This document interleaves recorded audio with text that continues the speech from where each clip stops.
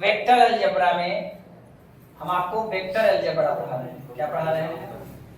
Vector algebra में विविध 10 और क्वेश्चन नंबर आज आपको 9वां पढ़ाया जाएगा।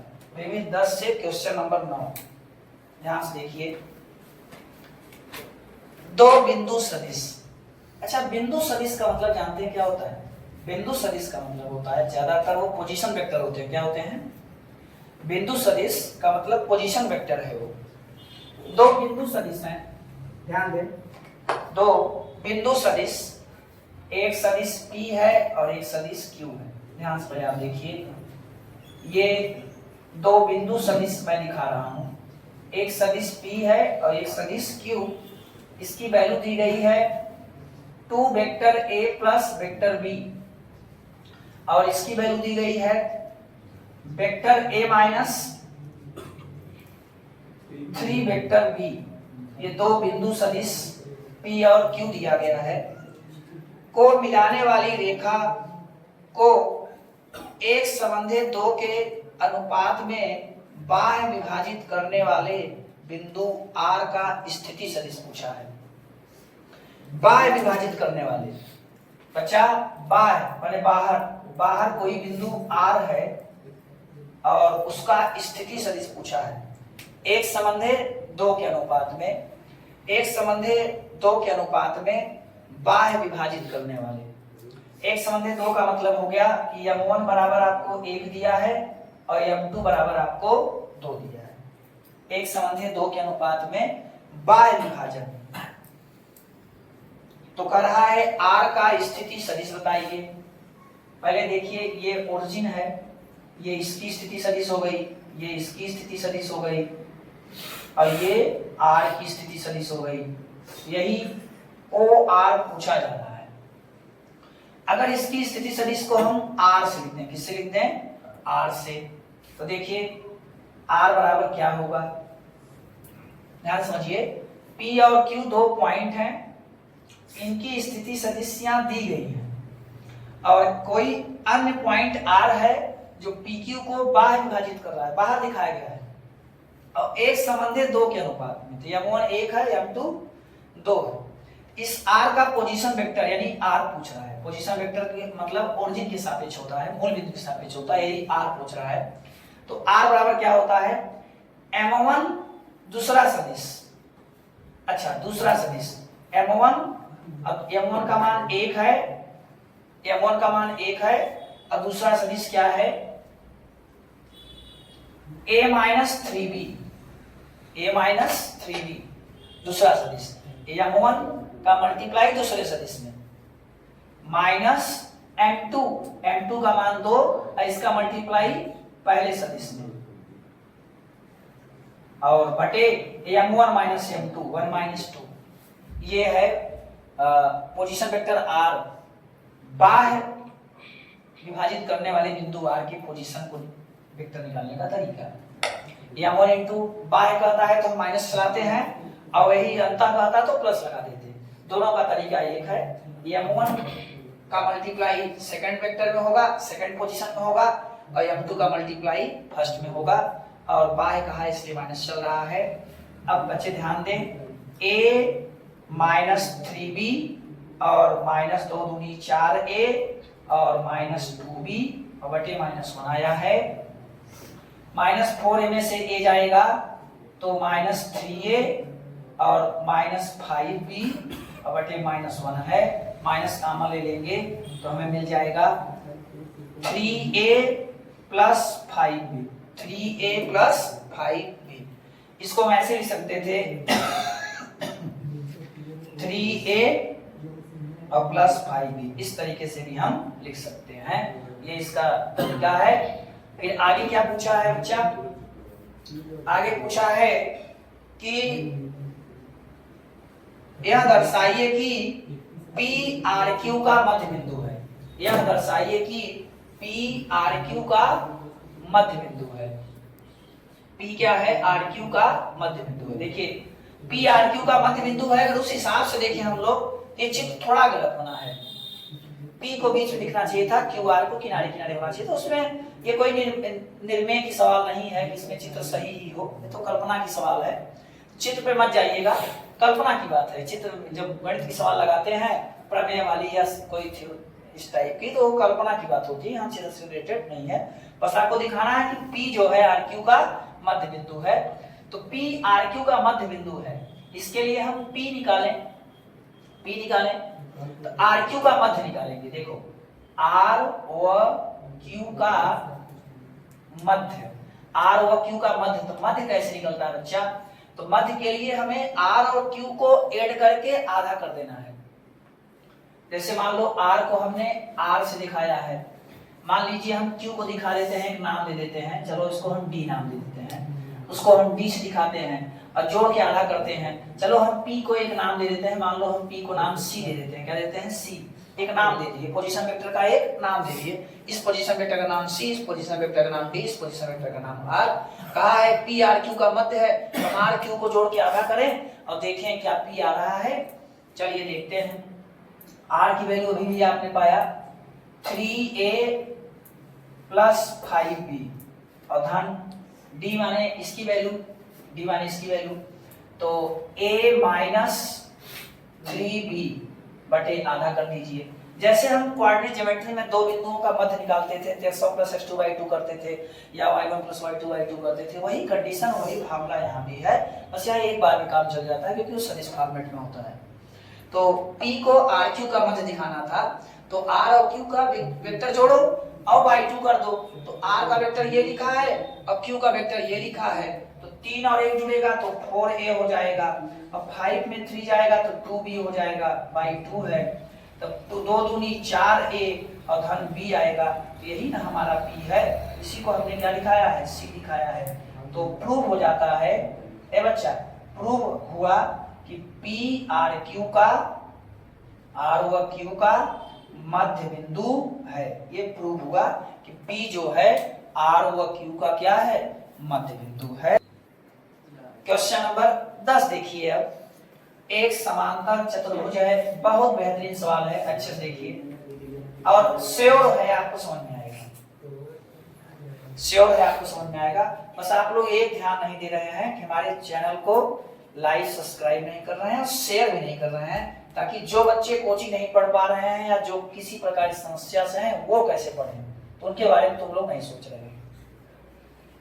देखिए ये एक बच्चा समांतर चतुर्भुज है, हम इसका नाम लिख दे रहे हैं ABCD। इसकी संलग्न भुजाएं दी गई हैं, बात न करें, इसकी संलग्न भुजाएं दी गई हैं। इस भुजा का नाम मैं A लिख दे रहा हूं और भुजा दिया है 2y माइनस 4j और plus 5k, 2y minus 4j plus 5k। अब अच्छा दूसरी भुजा को मैं B नाम दे रहा हूं और उसका मान दिया है I माइनस 2j और माइनस 3k। ये दो भुजाएं दी गई हैं, संलग्न भुजाएं दी गई हैं और कह रहा है इसके विकर्ण के समांतर मात्रक सदिश बताइए।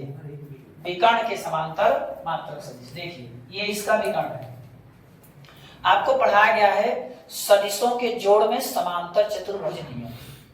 इसके विकर्ण को हम R कहेंगे, क्या कहेंगे? R। तो बच्चा जो विकर्ण होता है, समांतर चतुर्भुज का जो विकर्ण होता है वो संलग्न भुजाओं के योग के बराबर होता है, ये पढ़ाया गया है। किताब में कहा गया है R के समांतर मात्रक सदिश बताइए। R के समांतर जो सदिश है उसका मात्रक सदिश बताइए। तो पहले आप R का ही मात्रक सदिश निकालिए। अब R का मात्रक सदिश कैसे निकलेगा? पहले आप विकर्ण सदिश R पाएंगे, फिर उसका मॉडुलस निकालेंगे, फिर उसका यूनिट वेक्टर आएगा। जो उसका यूनिट वेक्टर आएगा ना, वही उसके पैरेलल कई रेखाओं का आएगा। ध्यान समझे, जो R का यूनिट वेक्टर आएगा या जो R का वेक्टर होगा वही उसके पैरेलल अनगिनत रेखाओं का भी होगा, क्योंकि समांतर रेखाओं में डायरेक्शन कोसाइन नहीं बदलता है। कभी कभी डायरेक्शन रेशियो चेंज हो जाता है, लेकिन उस चेंज से कोई फर्क नहीं पड़ता, क्योंकि वो भी समान अनुपात में होते हैं। किसमें होते हैं? समान अनुपात में। आपको इतनी लंबी चौड़ी बातें याद नहीं रखनी, बस इतना जानना है कि अगर एक रेखा के समांतर पूछे तो उसी रेखा का सारा गणना कर दीजिए। तो पहले आप R लाइए। R कैसे पाएंगे? आपको A और B जोड़ना है। आपको ए और बी जोड़ना है। ए का मान है 2i minus 4j plus 5k, उसमें आप जोड़ दीजिए बी का मान i minus 2j minus 3k, आप वेक्टर r पा जाएंगे। 2 1 3i, 4 2 6j, 5 माइनस 3 जुड़ेगा प्लस 2k। अब यूनिट वेक्टर अगर बनाना है तो इसका मॉडुलस निकालिए, यानी इसका मापांक निकालिए। तो रूट में i यानी उसका गुणांक 3 का वर्ग, j यानी उसके गुणांक माइनस 6 का वर्ग, k के गुणांक 2 का वर्ग। तो बच्चा 3 का वर्ग 9 होता है, 6 का वर्ग 36 होता है, 2 का वर्ग 4 होता है, जोड़ने पे रूट में 49, जिससे उसका मापांक कितना आ जाएगा 7। अब हम r कैप निकालेंगे। तो r कैप क्या होगा मेरे लाल? तो r वेक्टर बटे उसका मॉडुलस। तो देखिए वेक्टर r का मान है 3i minus 6j plus 2k और उसका मॉडुलस है 7। लिखेंगे अतः विकर्ण के समांतर, विकर्ण के समांतर, विकर्ण के समांतर सदिश का मात्रक सदिश, सदिश का मात्रक सदिश। तो जो आप विकर्ण का निकाले हो वही उसके समांतर सदिश का भी हो जाएगा। तो 3i minus 6j plus 2k by 7। अब इतने से ये आंसर हो गया, लेकिन इतने से सवाल फिनिश नहीं हुई। मतलब ये सवाल तो खत्म हो गया, लेकिन इसमें एक टॉपिक और बना दिया। कहा है इस चतुर्भुज का क्षेत्रफल भी बताइए। क्या कहा है कि इस चतुर्भुज का क्षेत्रफल भी निकालिए। तो क्षेत्रफल के बच्चे बड़े आसान आसान से फार्मूला है। अगर समांतर चतुर्भुज में संलग्न हो जाए दिया है, उसका क्षेत्रफल जो होगा उसके क्रॉस प्रोडक्ट का मॉडुलस होगा। अगर डायगोनल दिया होता तो क्रॉस प्रोडक्ट के मॉडुलस का आधा होता, जैसे हम ट्रायंगल यानी त्रिभुज निकालते हैं ना। तो चलिए क्षेत्रफल चाहिए अगर, तो पहले हम a क्रॉस b करेंगे। क्या करेंगे? a cross b। a cross b कैसे करते हैं? तो पहले हम यहाँ i लिखेंगे, फिर j लिखेंगे, फिर k लिखेंगे, जैसे हम सारिणी साल करते हैं, जैसे हम सदिश गुणा करते हैं। a के गुणांक क्या क्या है? एक 2 है, एक माइनस 4 है, एक 5 है, b में है 1 माइनस 2 माइनस 3। तो कैसे मल्टीप्लाई होगा? i के साथ क्या लेना है? माइनस 4 माइनस 2 और 5 माइनस 3। j के साथ क्या क्या लेना है बच्चा? 2 1 5 माइनस 3। k के साथ क्या लेना है बच्चा? 2 1 माइनस 4 माइनस 2। अब देखिए i में क्या होगा? 4 तिहाई 12 हो जाएगा, 5 दूनी 10 हो जाएगा। j में क्या क्या आएगा? 3 दूनी 6, 5 एकम 5। k में क्या क्या आएगा मेरे लाल? 2 दूनी 4 और 4 एकम 4। तो यहाँ से हमको a क्रॉस b मिल गया, हमें a क्रॉस b मिल गया। क्या मिल गया? 12 10 22 i और 6 5 11 j। अब अगर हमको क्षेत्रफल चाहिए तो पहले इसका हम गुणा मापांक निकालें, मॉडुलस। तो a क्रॉस b बराबर देखिए क्या होगा? तो 22 का वर्ग और प्लस 11 का वर्ग। ऐसा काम करिए, 22 का वर्ग 484, 11 का 121 सबको याद है, लेकिन बड़ी लंबी प्रक्रिया हो जाएगी। आप यहाँ से 11 का वर्ग कॉमन ले लीजिए। तो 11 दूना 22 से 2 का वर्ग बचा, 11 एकम 11 से 11 का वर्ग बचा। 11 बाहर आ जाएगा, कर्णी 2 का वर्ग 4, 1 का वर्ग 1, तो 11 कर्णी में 5 आ गया ना। अब लिखेंगे एरिया ABCD। तो क्षेत्रफल क्या होता है? क्षेत्रफल होता है a क्रॉस b के मॉडुलस के बराबर, यानी 11 करनी में 5, और मात्रक लिख दीजिएगा स्क्वायर यूनिट, स्क्वायर यूनिट, या वो मात्रक कुछ भी लिख दीजिएगा ऐसे, क्योंकि यहाँ सेंटीमीटर मीटर ये सब तो आप लिखेंगे नहीं। इस ये फार्मूला है, ये ऐसे नहीं दे दिया गया। ये समांतर चतुर्भुज के क्षेत्रफल का क्या है? फार्मूला। 11 देखिए, बहुत बेहतरीन सवाल, ये बहुत बेहतरीन सवाल है जो आपके सामने दिख रहा है। देखिए ए बच्चे, कराया दर्शाइए OX, OI, OZ अक्षों के साथ बराबर झुकाव वाले सदिश की द्वीप कोसाइन इतनी होती है। ए बच्चे देखिए क्या सिद्ध करना है कि ये, ध्यान से देखिए आप लोग, पहले हम आपको अक्ष दिखाएंगे। ध्यान से देखिए, ये 3 अक्ष है ना, ये OX है, ये OI है, ये OZ है। इन तीनों अक्षों में कोई सदिश ऐसा है कोई सदिश ऐसा है जो तीनों अक्षों से बराबर झुकाव बनाता है। क्या करता है? बराबर झुकाव बनाता है। माने अगर यहाँ देखा जाए तो अल्फा बराबर अगर थीटा है तो यहाँ बीटा बराबर भी क्या है बच्चा? थीटा है। और यहाँ से गामा बराबर भी क्या है? थीटा है। ये कोई सदिश है, मान लीजिए ओपी है, जो तीनों अक्षों से बराबर झुकाव बनाई है। तीनों अक्षों से क्या बनाई है? बराबर झुकाव। तो सिद्ध करना है कि प्रत्येक का द्विक कोसाइन प्लस माइनस 1/√3 होगा। देखिए कैसे लगेगा।